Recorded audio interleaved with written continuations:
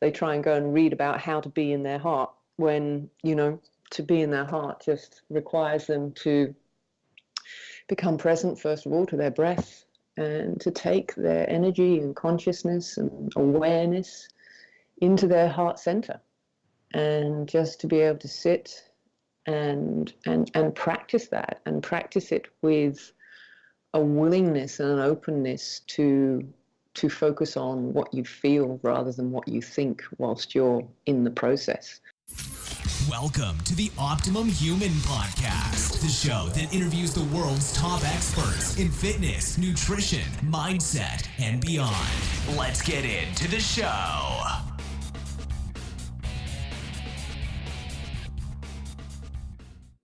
Hey everyone, welcome to another episode of the Optimum Human Podcast. My name's Brian McKay, he's Claude Petroulis, and we are your hosts. I can't do this. I can no longer do this with you, Claude. Jesus. That's okay, I'll do it. You can just sit there and just watch. Okay. But yeah, you can nudge me once in a while if I'm really getting off track. But like I said, man, we're gonna do the Claudecast. I think we're gonna have to rebrand. Claude, who is your guest today? My guest today is Brian McKay. He's a great guy, and his guest is Jo Rushton. So Jo is actually not from Australia. She lives in Australia, but she's from England. Is that right, Jo? It is, yes. Not so sunny England. Not so sunny. Yeah. Slight weather difference. The land of clouds and meatballs. That's right. Well, it's also the land of non-crazy spiders in your shoes every day. So there are trade-offs. There are trade-offs. Yes, trade-offs. So Jo, before everybody clicks cancel or delete or whatever, can you tell us a little bit about yourself and what you do? Sure. I'm obviously now in the health and wellness business. I have a private practice in St. Leonard's, which is just outside of CBD of Sydney.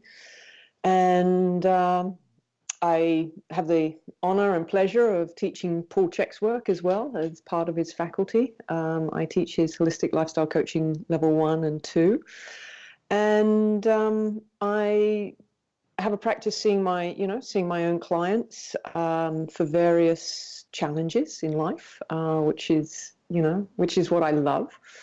I wasn't always doing what I do. My first life was as a chef, working in the catering industry, and actually nothing like the lifestyle that I live now. It was a pretty unhealthy lifestyle as a chef. No stress at all in that lifestyle. No stress at all. No heat at all. No crazy hours.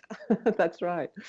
So that was kind of the trajectory that I went off on, and it landed me in kind of not such a healthy place. In hot water. Yeah, in some hot boiling water. God, these puns are bad, man. But it's par for the course on this podcast. Yeah, the course all the way down. I am sure you're warming up. They're going to get better. I know it. I can feel it. Sure. That's optimistic. Thank you. You've obviously never listened to this podcast. So that's kind of how I got to where I am now. A change in career, kind of late 20s, early 30s, and a shift an organic change. It was. It was like one of those pivotal times in your life where you're like, what is it that I'm supposed to be doing? And you kind of realize you've lost passion for what it is you are doing, and where kind of what's the next door I'm supposed to go through. And in all of those situations, they're never comfortable at the time, and they're very challenging because they're causing you to, really ask some big questions about, usual in your 30s, what's it all about? Why are you here? What's my purpose? What does it all mean? And at that point, all I knew was if I wasn't in the kitchen, Then I was in the gym trying to balance my life, trying to, become a little healthier, etc. And so at that point, my partner at the time turned around to me and said, "Look, why don't you just go and do a course in personal training or something?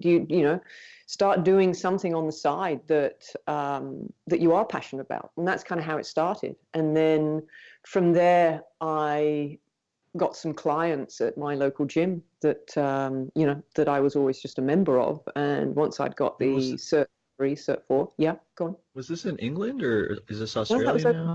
that was over here. So I came over here backpacking, Mm. and never went back.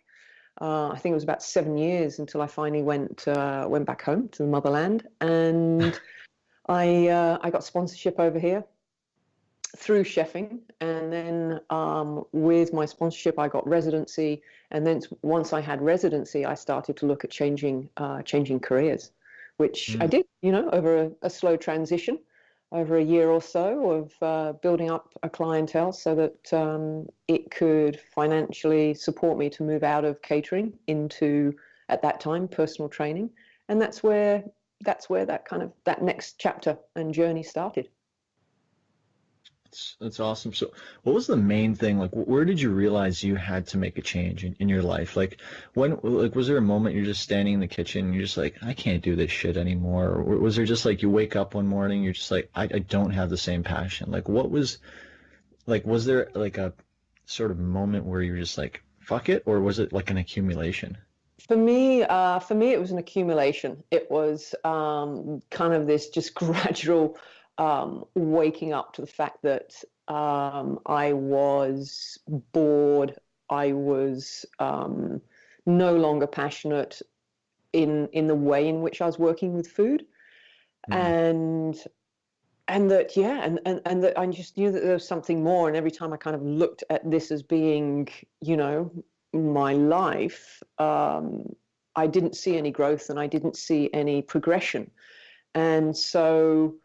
For me, it was kind of a natural process of starting to think, okay, well, what else is it that I want to do?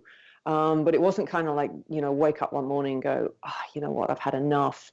I've got to get out of this. It was just a gradual depletion of inspiration. It was, some depression through that as well, because I just, you go through, before any change, I think it's quite common to feel stuck before any catalyst of change occurs. So, you're at that kind of waiting room, so to speak, which is that feeling of being stuck and don't know which way to go and that sort of thing. And when that tension builds in you, at least for myself, when that tension kind of started to build within me, and that started then to create me to feel more depressed, really kind of resigned in life in a lot of ways, would just, not be interested, then, I knew something had to change. And that's when, with a bit of support from my partner at the time, it was, well, just what have you got to lose? Go and do this, try something different. And that's what it was at that time. I had no idea if I, was going to be any good, or if it was, something that was going to support me financially to shift careers. And you never know until you give things a go. And here you are. And here I am. I know it's been an incredible journey, absolutely incredible journey. And I'm totally aligned with what it is I want to be doing, what it is I feel I need and should be doing. And that's congruent with, mind and heart, which I think is a massive struggle for a lot of people, and something I feel very blessed to have that peace within me, knowing that I am doing what I feel, A, I want to be, and B, should be. So I feel very blessed for that. A lot of the time we are in shitty situations, and some people listening right now might be kind of in situations that aren't ideal, and you might feel like you're in that cocoon moment where you're stuck and you're just waiting to what do? They hatch? Like what happens? I don't know. Anyway, so this cocoon opens up and you become a fucking butterfly. Blah, blah, blah. But like it's appreciation along every step of the road is so important. And even like looking back sometimes and just appreciating things, it just makes life so much better. But I feel like I've hijacked the Clodcast. I will now make it the broadcast. Right, get it, Brian? Because BR. Yeah, I get it. All right. Okay, it's your turn to ask questions now. Oh, gee, thanks.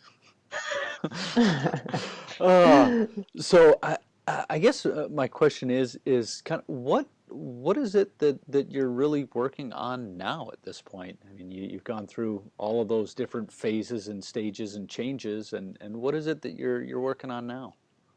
Well, you know what?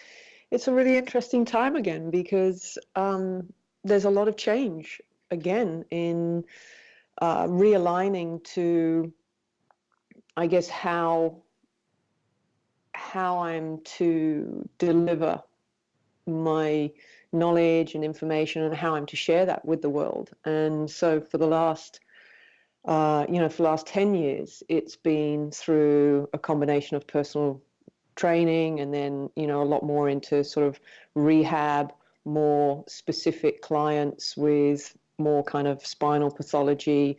And then as my knowledge and my own personal experience into the energetics of what we experience as a human being, my interest in that area kind of, grew and infiltrated into how I worked with clients and a large part of my training with Paul and what he teaches in HLC, Holistic Lifestyle Coaching. That became a great practice for me, along with a number of different courses and what they call sacred mystery schools, which are these kind of, mysterious, mystic experiences you go on and Is that anything like lots Hogwarts? of really. Yeah, exactly. And you kind of go and start to experience all the things that you can't see and measure that, actually affects everything that you can see and measure. And it's kind of this really cool, mystical place that you get together with other like-minded people who are inquisitive with all of that sort of stuff and are as equally as mad as you are. And you get to play in that realm and discover what your gifts are beyond, the mental realm. And you start to play with that and you start to, see and experience how you can integrate that into your work that you're doing at a practical level with clients. And I really love that. And, it's been a big journey for me personally. It has been to kind of trust that path of stepping back in, because I'm so science-based and I'm so academic-based. And I come very much from, I have to see it to believe it. Whereas, my journey has been to step into that place of unknown where, it's really about believing it in order to see it. And that's the mysticism of playing in that realm. And when you start to do so, wow, you have some pretty incredible experiences. And when you start to see that it actually can affect your clients and shift them at a conscious level, and therefore they see and experience things change in their lives, you realize just how powerful it is. So that's kind of, where I've been at now is at this another chapter. For the last, 18 months, it's been, I've had a lot of full-on experiences with clients and facilitating big changes for them. And that has kind of brought me to another crossroads where a really exciting opportunity has opened up. And it's really interesting, because I look back and I go, oh my gosh, everything that I learned as a chef, everything that I've learned since about food and nutrition and, how it works with the body and mind, etc. I'm now having this amazing opportunity to kind of pull all of those skills together. And we're actually starting up a organic cooking school in Byron. And that's, the opportunity to do that in the way in which we're going to do that is pretty special. So it's, they're going to be day workshops, and you come along for the day.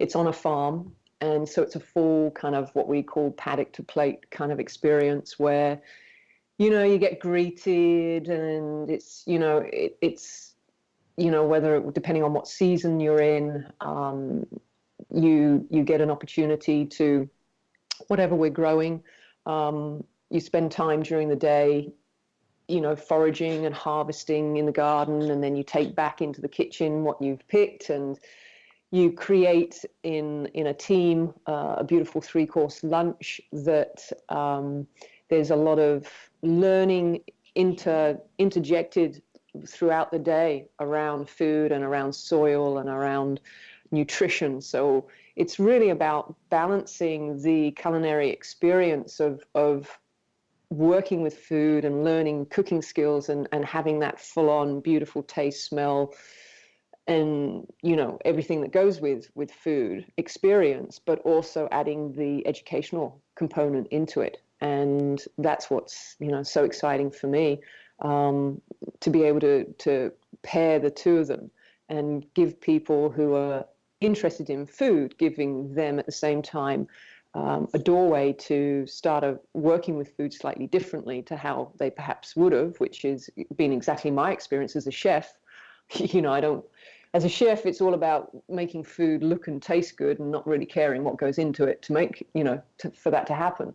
And of course, now my mandate is so different, and it's pulling that together and giving people an experience of that. So it's cool. It's a luxury experience. You sit down, you enjoy the fruits of your labor, and it's all matched with beautiful organic and biodynamic wines. And, it's a full experience, but it's also a doorway into opening people's awareness into working and using food more as their medicine, rather than just fun and a good time. Yeah, I mean, that's awesome. I was just thinking, like, God, I would love to be able to do an interactive experience online. So I know you got a lot going on right now, Jo, but that's your next project, is to make that an online experience. Okay. Well, that's interesting, because that's come up in the business plan a couple of times. So, I don't doubt it. I'll have to make sure that that's something that we look at some point, for sure. So most of the food would be just like 80% of the ingredients would be like GMO gluten, or Yeah, absolutely. GMO crops grown on the farm itself. oh, awesome. Beautiful. Awesome. And yeah, I love me some GMO gluten. Speaking of GMOs, I wanted to a side of MSG. I think you're I can't even talk. I think Brian. you're genetically modified, Claude. Thank you. I take that as a compliment. Speaking of GMOs, I'm going to ask this before I forget, and that was a very, I guess, rough segue, but what are your thoughts on genetically modified organisms or food or people? Or people. Well, yeah, that's, you got to question that. Hey, look, it's an interesting, controversial, obviously, and I'm not into, in any way, shape, or form, genetically modifying my foods. It's just something that I'm just personally not into. What's really interesting, though, which kind of certainly opened my mind as to how I was approaching what I realized was kind of this very one-sided, it's so wrong, it's bad, nothing good can come out of it.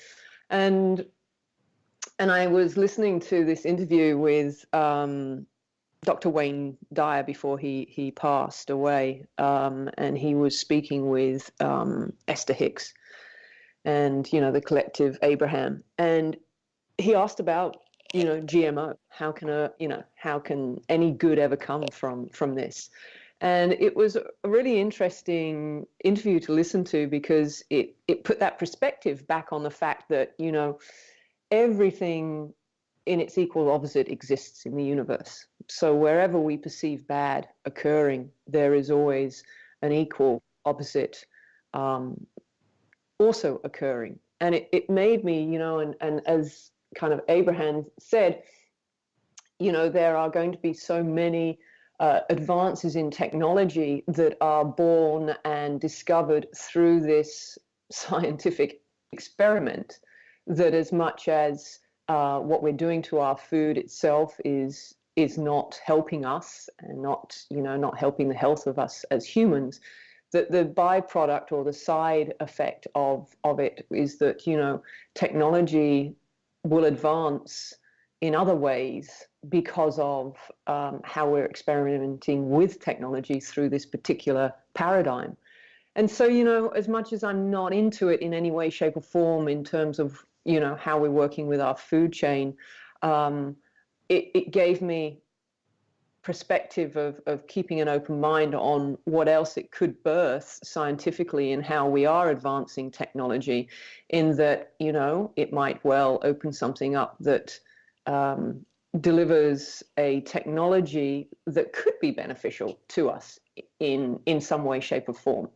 And I just, I think it's just a healthier balance, a healthier perspective. Otherwise, you get negative and stay purely in that corner of negativity around any one thing. And that's what starts to create a narrow mind. And narrow-mindedness creates stress. And we all know where stress leads to. So that's my take. That's a good take. I like it. I love it. I mean, and I believe it was Tony Robbins, I heard him say a while back that, the nice thing about humans is we're like the most adaptable creatures. So whatever happens is divinely perfect, and we will always be able to adapt. Yeah, Mother Nature is a beautiful example of that. And I think that, we tend to intervene all too often in thinking that, we're intervening in a positive way, in a supportive way. And we tend to forget that, I think Mother Nature has a far superior consciousness than we do, an understanding of what it takes to adapt. And if we maybe just looked and observed a little bit more, we'd learn more than thinking that we can, impose ourselves or intervene the way that we do. And I think, one of the things as humans, we're constantly learning, and in today's climate, in every aspect of the word climate, we're understanding that we are actually part of this symbiotic system. We're not separate to it. And I think that, for so long we have been operating in the world as if we are separate from nature, and that, science and technology and engineering has developed an edge that, operates in a way of separation. And I think we're now coming around through a consciousness shift into realizing that how we continue to evolve in all of those different areas needs to be in the recognition that we are part of and that we're not separate from. And I think that will change, change greatly how we do things in the future. Yeah, nature's been at this thing a little bit longer than we have, so. Hey, isn't that the truth? Got something going for it. It's really amazing. So, from what I understand, you're a part of the Czech faculty, and you teach the holistic lifestyle coaching courses. I kind of want to know, by teaching those, have you learned anything? Is that a related question? Are you just, I was just going to say, you're just playing the Joker, devil's advocate here. Yeah, look, I mean, I'm a great believer in that we teach what we need to learn the most. And being fully in my teacher archetype, I'm learning constantly. I mean, every time I get up and teach, it's a constant reminder of what I'm still mastering, of what I'm still not getting, or what I'm needing to learn at its next level of depth and breadth of understanding. Like it's on every level, on the very act of teaching and how I teach and how I'm able to share, and and watching the ego nature of the teacher and what it needs, and learning to integrate that in a healthier way, and then becoming becoming more open and vulnerable as a teacher, which allows me to connect far more authentically with my students, and therefore their experience of what they're learning becomes accelerated in the embodiment. It doesn't, how long it sits there as information in the brain is a shorter time to actually the integration of it and the embodiment of it, so they can experience it, and then it truly become something of significance for them. So on every level, yes. Now, I'm Good curious, answer. your last class, what was like one thing that you really picked up that you realized that you needed to still learn? Oh my gosh. Um, okay, yeah, no, look, where I'm at right now is I'm healing a back injury, and it's been a massive wake-up call for me in what it is that, Dr. Payne is teaching me as a gift of awareness for where I am in life right now, and how and why, I've manifested the back issue, and it, it's also a sobering and humbling experience to realize no matter how much you know and no matter what you teach, you are also still not immune to such experiences and challenges. And so, teaching the last class, whilst, I have a compressed L5 at the moment, and a nasty little stenosis on that nerve root, and Ouch.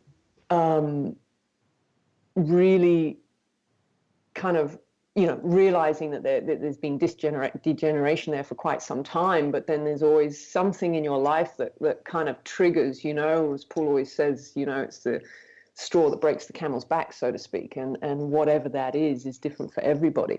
And so this underlining subclinical issue's been there for some time, and I've never had symptoms of it. And then all of a sudden, a wake-up call of Dr. Payne, as we teach as a gift of awareness, really pulled me present to the things I hadn't been paying attention to, and that I'd just kind of been pushing to a side. Yep. I'm, I'm hearing my spirit, but I'm not actually paying attention. And so there you go, spirit's got a way of making you listen. And so a big lesson for me on a number of levels. From a teaching perspective, it really shifted how I teached, because I had to go through a lot of inner dialogue around, how can I be teaching this? I can't even get it right. What could I have to offer? What can I have of value to share when, here I am, I'm standing here and I've got this issue and I haven't rehabbed it. And, and you can get on a real self judging, punishing inner dialogue with yourself. And I came present to that really quickly and did a lot of work around what it was there as a teacher, what I was learning in that moment as a teacher. And taking the higher road of that has, allowed me to use it as a teaching opportunity with my students. And that, and that, as I said, I'm not immune to it. And so sharing what I have learned through that experience and how I'm, 50% better already. And you know what, my biggest learning out of the actual back injury, out of everything that I know, I got back into the gym and started rehabbing too early. And that was the biggest lesson for me. I didn't let the acute inflammation settle down sufficiently enough. And, there you have a problem of knowing too much. And I was in the gym, I would say a good couple of weeks too early. And all I was actually doing was aggravating the inflammation.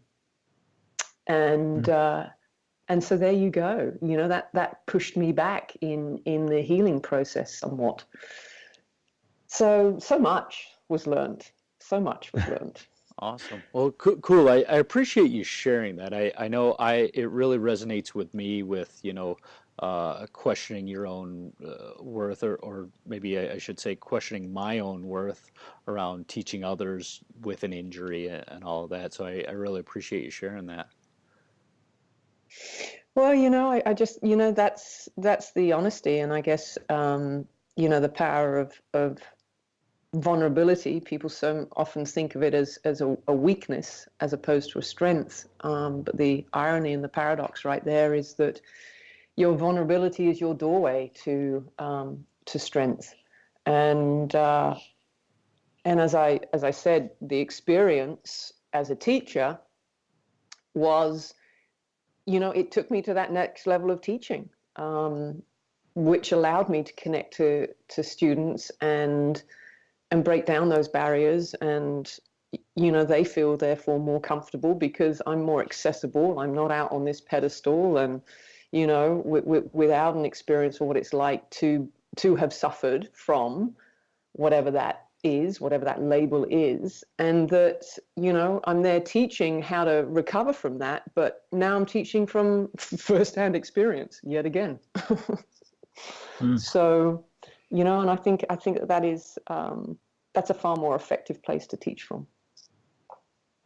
Yeah, and I do see a lot of people, especially in our field, our profession, dealing with this sort of like almost like imposter syndrome, and I think people do it in life and in general too, but I see it a lot in this field where people always second guess themselves. And even if they've got, a boatload of knowledge, if they have, one thing going on, like a back issue or a shoulder issue, whatever it may be, all of a sudden everything comes into doubt, right? And I do feel like that makes us better practitioners because we strive to be better in a way. So we do grow from our second guessing. It's maybe not the healthiest way to do it, but it's definitely effective.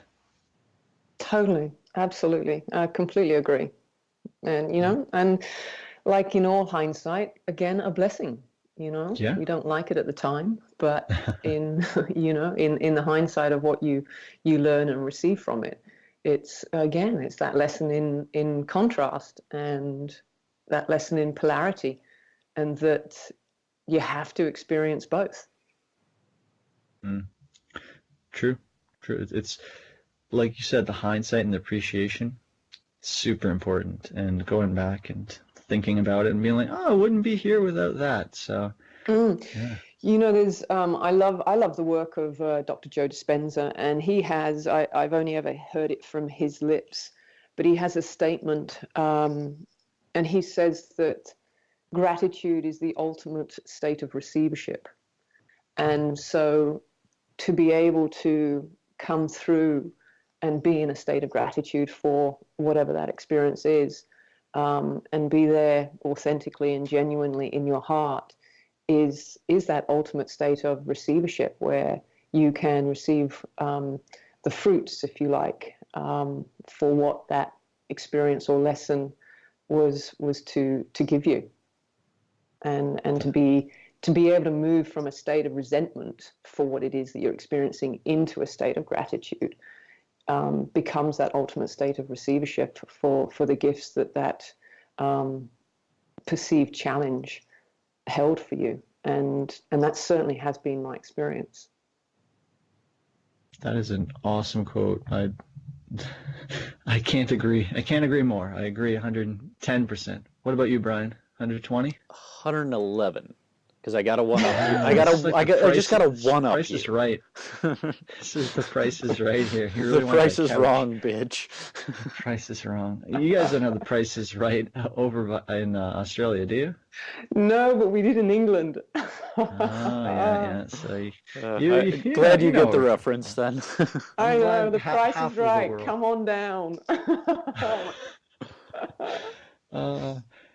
So I do know we are not a ton of time constraint, but Brian, are there any specific topics you'd like to jump into? Well, I was kind of curious, and please correct me if I'm wrong, but I'm definitely wrong whether my statement is correct. But anyways, um, it seems to me like you've kind of moved away from more of the personal training and the physical, and moved more into the nutrition, the energy, the mindset, all of that. Has there been anything that you can really pinpoint as to why you've moved in that direction, or has it just been kind of more of a natural progression? I love that question because I sit with it quite often. And I think it's a combination of both. It's a bit like, my experience back in the days of chefing. I don't get the same fulfillment working purely in the physical realm with clients anymore. So to spend all of my hours just in a gym, rehabbing and working with clients solely at a kind of physical biomechanical level isn't fulfilling to me.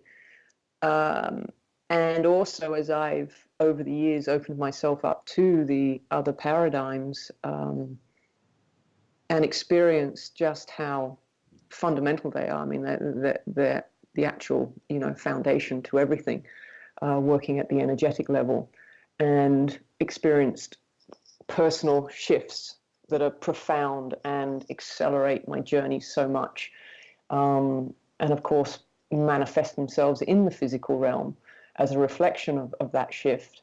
And when you can facilitate that for clients and open the door for them to realize, oh wow, yeah, it's also not all about the physicality and the biomechanics and working at that level to create a shift or a healing at that level.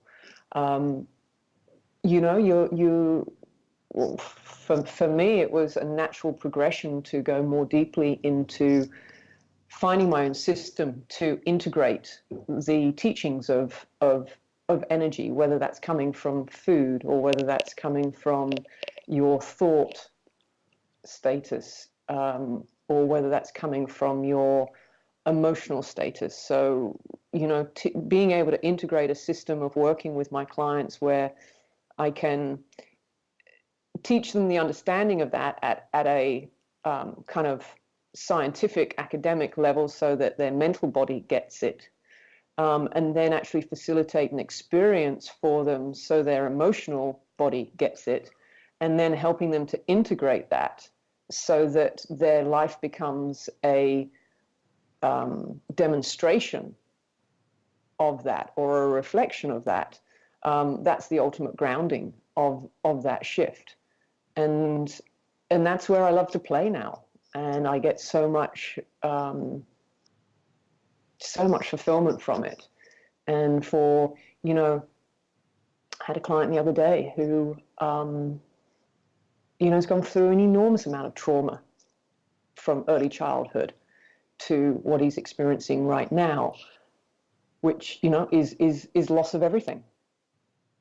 And to be able to facilitate for him an experience of actually sitting in his heart and being able to open to the resonance of his own heart and the crystalline energy within that, and for him to actually, for the first time in his life, have an experience of sitting in that resonance for himself, brought him to tears. And yet that's the doorway that we have to walk through. No matter what it is you're looking to heal or overcome or resolve or reconcile, we have to, at some point, walk through the doorway of the heart. And to be able to facilitate that for people is phenomenal. And the guy had spent his last 10 years going from self-development workshop to self-development workshop, and spent close to 150 grand over the last 10 years on himself, only to come and spend an hour with me to realize that that last 10 years was spent not on himself, but on outside of himself. And that not one of those workshops ever taught him about being in his heart space, because so many self-development workshops out there today and offerings out there are all mind-based. Mm-hmm. They teach from the mind and they don't teach from the heart. And he became out of balance. He actually lost himself over a course of 10 years, doing the very thing he was hoping would help him to find himself, and ended up more broken at the end of the 10 years than he was when he went and started the journey. And so, it can be a very dangerous exploration if you wander down the road. But, having said that, it's been a perfect journey for him, because it's brought him to where he is now. And we all have our own unique journeys that we have to walk to bring us back to the realization that all healing has to take place through the heart. And that's been, a long answer to your question, but that's what I love. I love to facilitate that experience for people. Well, if I may say, that was beautiful. Thank you.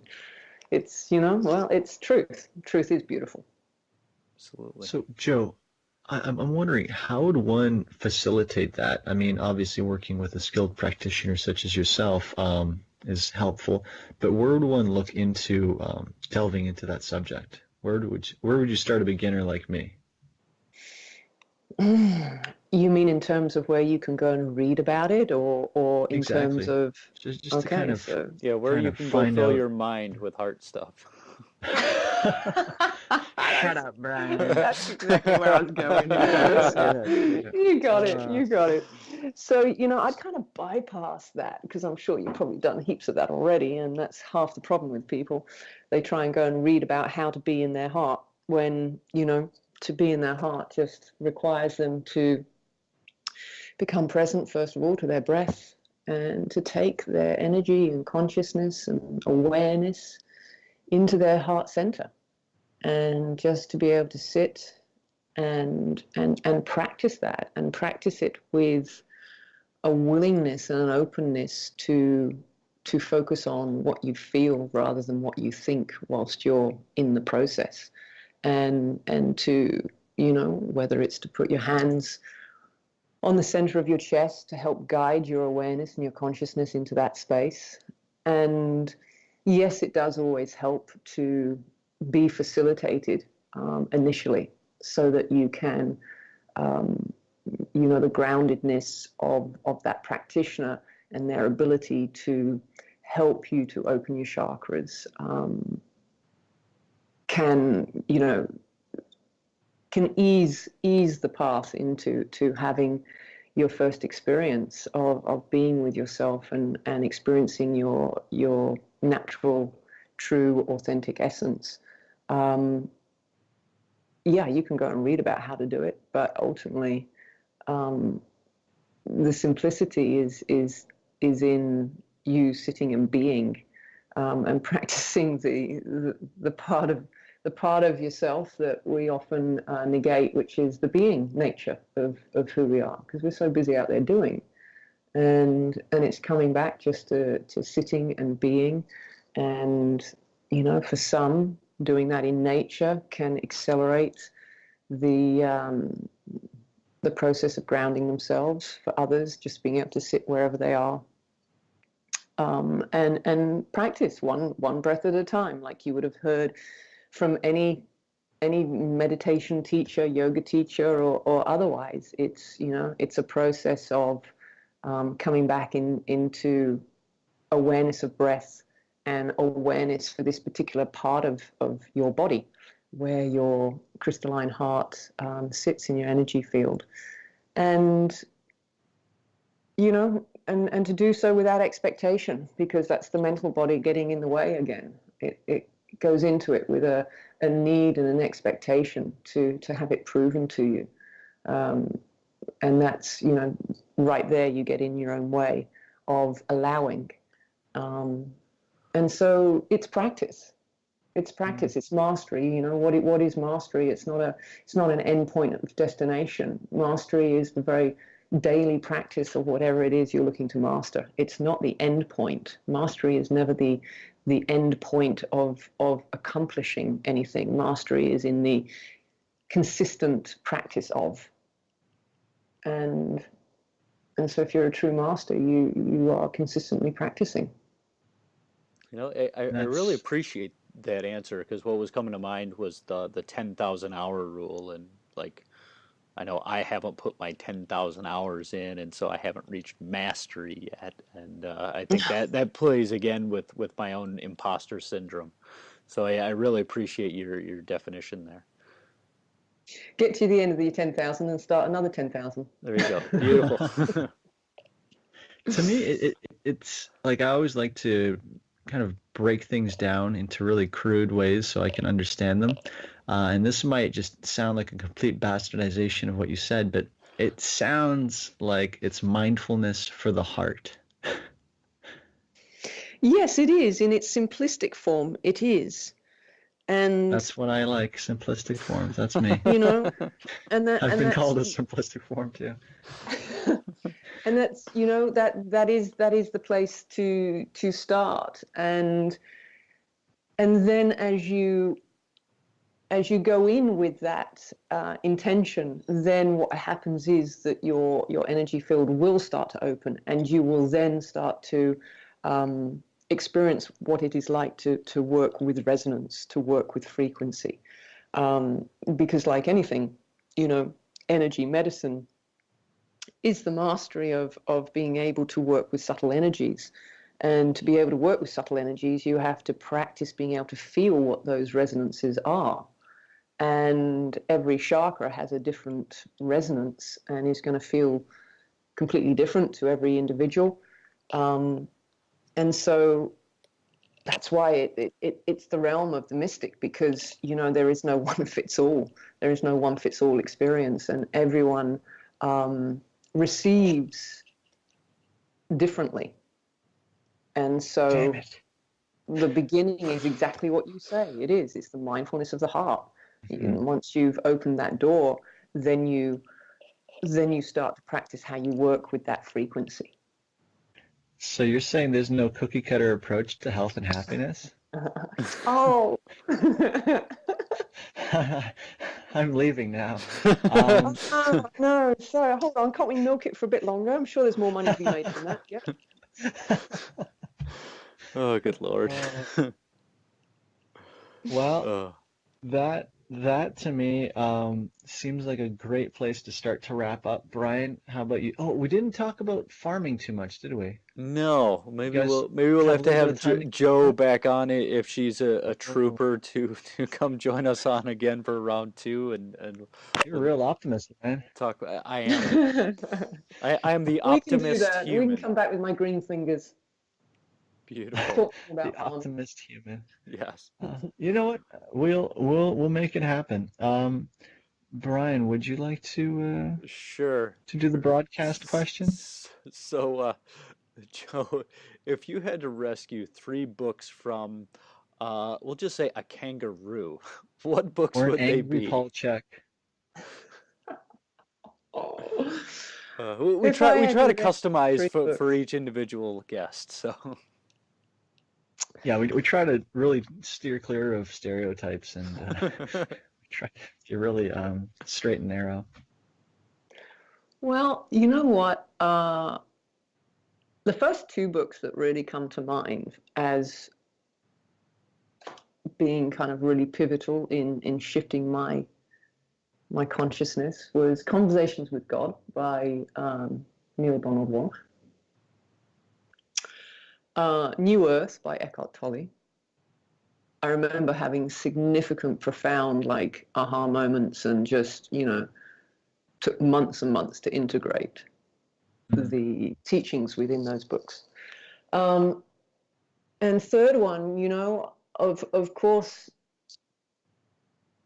is the integration. You know, Paul's work for me is the epitome of integrating the work of so many people into his one system. So, you know, I mean, How to Eat, Move, and Be Healthy just, you know, pulls on so many different teachings from so many different paradigms and pulls it into the one, which is why so many people just go, oh my God, it just makes so much sense, you know, like, finally, so many, or all the truths in one, kind of in one place, as to how to actually look after that beautiful temple. So I would say those would be my top three. Good choices. I think the Power of Now did the same thing for me that the New Earth kind of brought forward for you. It was like a complete paradigm shift. That Eckhart Tolle guy, he kind of knows what he's doing. Yeah, he's a funny guy, isn't he? It's Yeah. He's an interesting character, to say the least. He's a really interesting character, he really is. And, I love the audiobooks of him. It almost puts you to sleep because the guy's like so like at peace. You're just like, yeah, it's amazing. Totally. All right. So yeah, they would be my 2 or 3. Beautiful. Now, who is the first person that comes to mind, or what is your definition of the optimum human? Well, I don't have a person that comes to mind, which is really kind of interesting. I think that a word that comes to mind for me is the path of authenticity, and whatever that is for the individual, because the expression of authenticity isn't about having to be a certain way. It's about honoring being whatever that way is for you. And I think that is a path to optimal potential and optimal expression of what your potential is. So I think for me, I think it's just a word. I think it's just about finding what authenticity is for you and finding your unique way of expressing it in the world. Wow, I love it. That is the most concise answer I think we've had. I dig And it. we've had quite a few answers so far.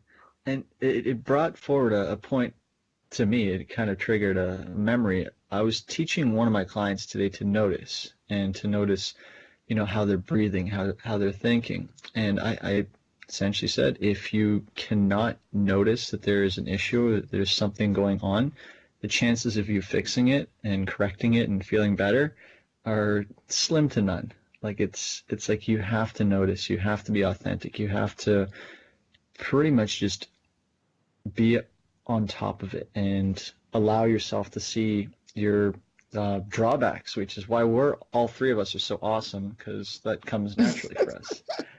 Hey, quit projecting yourself onto me. Projectile vomit onto you, Brian. Exorcist style. Maybe if we start working on my heart stuff and you're in the same room as me, some crazy shit's just gonna come out, It may happen. Well, I'm glad we do this remotely. I will just say that. There is no God here, priest. Anyways, Jo, besides me and Claude, who would you want to hear on this podcast? What would you want to ask them or hear them talk about?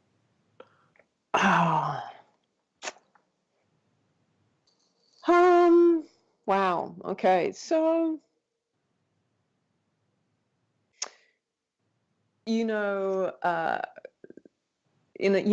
addition, because I guess your audience is going to be so familiar with Paul, so I'm going to offer up some people that I love listening to in addition to Paul.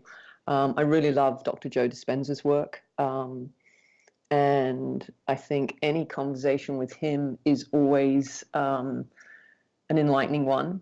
And another teacher that I love, because I always describe her as taking no prisoners, man. You've really got to be careful what you ask, because she's just going to deal you the truth, and it invariably is never what you want to hear.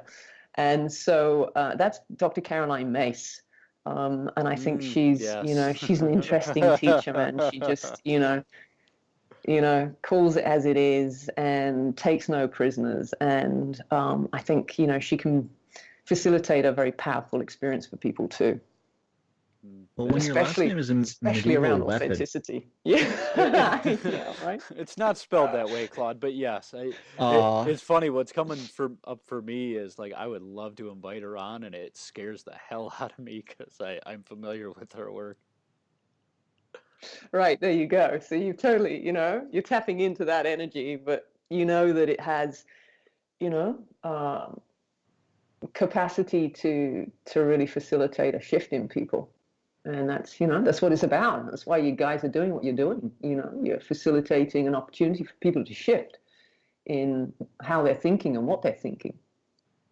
See, I told you there was a reason we're doing this, Brian. Oh, see, I thought this was all meaningless. So Joanna, where can Brian? Did we have any more questions? Did you have any more questions? You took my last question, so I go took for the it. last one. Good. I'm greedy like that. Joanna, or Joanna, whatever. Mrs. Rushton, where can people find out more about you? Look, I mean, probably Facebook is just, Joanna Rushton or Energy Coaching Institute, at the moment. There's my website, Energy Coaching Institute. Is that .com? Yes, it is .com. But probably, always sort of just posting regularly what's, in alignment with what I'm teaching or learning, and that kind of thing on Facebook. So that's a good place to kind of stay in touch and updated with what's going on. And, as we come closer to the launch of Bhavana, which is the name of our cooking school, obviously more and more details will be posted about that. So that's probably the best place. The veil is going to be lifted, folks. It is. Yes. We look forward to it. Awesome. Exciting times ahead. Oh, yeah. Yeah, and then Brian and I can be your beta testers for any online stuff.